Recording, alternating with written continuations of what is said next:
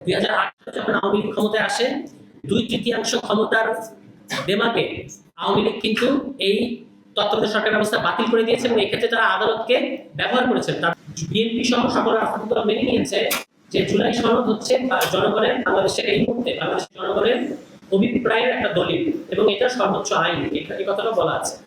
আমরা মনে করি যে কিছু রাজনৈতিক দুরভিসন্ধি আছে কিংবা রাজনৈতিক উদ্দেশ্যপ্রণোদিতভাবে এই জনগণের অভিপ্রায়কে, জনগণ এবং আদালতকে মুখোমুখি দাঁড় করানোর একটা প্রচেষ্টা কিন্তু এর মধ্যে আছে। কারণ আদালত তখন রাজনৈতিক প্রশ্নে অংশ নেন না, এটা আদালত সবসময় জনগণের অভিপ্রায়ের অধীনে কাজ করেন এবং জনগণের অভিপ্রায়কে প্রোটেক্ট করাই হচ্ছে আদালতের কাজ। সেই অর্থে এই গণভোট, জুলাই সনদ বাস্তবায়ন আদেশ এবং জুলাই সনদ, আপনারা জানেন যে জুলাই সনদের অঙ্গীকারনামায় লেখা আছে যে জুলাই সনদ হচ্ছে জনগণের অভিপ্রায়ের অভিব্যক্তি এবং সেখানে সমস্ত রাজনৈতিক দল ইনক্লুডিং বিএনপি স্বাক্ষর করেছে। তার মানে বিএনপি সহ সকল রাজনৈতিক দল মেনে নিয়েছে যে জুলাই সনদ হচ্ছে জনগণের, বাংলাদেশের এই মুহূর্তে বাংলাদেশের জনগণের অভিপ্রায়ের একটা দলিল এবং এটা সর্বোচ্চ আইন, এই কথাটা বলা আছে।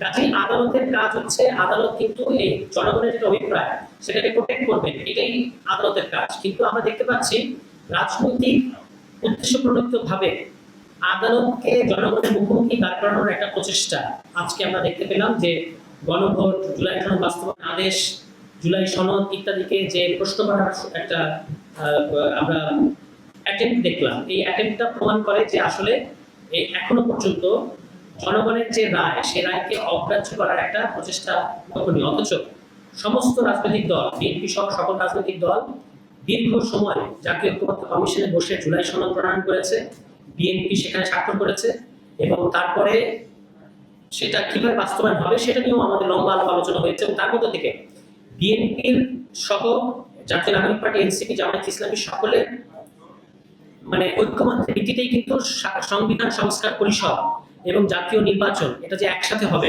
এই সিদ্ধান্তটা আসে। এবং আপনারা জানেন যে একটা আলোচনা ছিল যে গণভোটটা কবে হবে, কখন হবে। আমরা বলেছিলাম গণভোট আগে হওয়া উচিত, কারণ তাহলে গণভোটের রায় অনুযায়ী নির্বাচনটা হতে পারতো। কিন্তু বিএনপি বলেছে যে এটা আগে হয় এবং নির্বাচনের দিন হয় একই অর্থ প্রকাশ করে, সুতরাং এটা নির্বাচনের দিন হলেই ভালো। আমরা সেটা বৃহত্তর রাজনৈতিক স্বার্থে মেনে নিয়েছি। এখন তার মানে নির্বাচনের বিএনপি সরকার গঠনের পরে আমরা আশা করেছিলাম যে তারা কালক্ষেপণ না করে, যেটা জুলাই সনদ বাস্তবায়ন আদেশে লেখা আছে, আপনারা দেখেন যে আজকে মাননীয় স্বরাষ্ট্রমন্ত্রী বলেছেন যে জুলাই সনদের প্রতি সম্মান রেখে আমরা ডেপুটি স্পিকার এটা বিরোধী দল থেকে দেবে। কিন্তু আসলে তো আগে আপনাকে জুলাই সনদ বাস্তবায়ন করতে হবে, কারণ এক্সিস্টিং যে সংবিধান এখানে তো সরকারি দল থেকেই মানে রেওয়াজ অনুযায়ী সরকারি দল থেকে কিন্তু স্পিকার এবং ডেপুটি স্পিকার হয়ে থাকে। ডেপুটি স্পিকারটা বিরোধী দল থেকে হতে হবে, এটা হচ্ছে জুলাই সনদের সিদ্ধান্ত।